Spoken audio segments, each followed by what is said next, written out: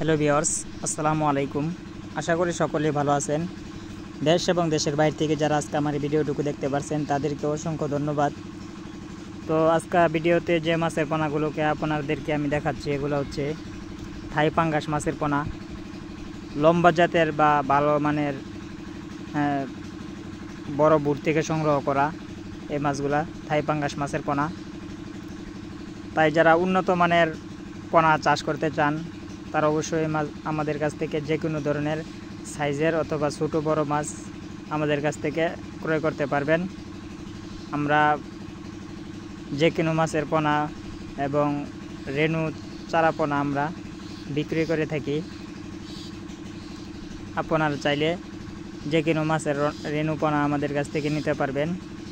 আমরা বাংলাদেশের যে কোনো জেলায় আমরা হোম ডেলিভারি দিয়ে থাকি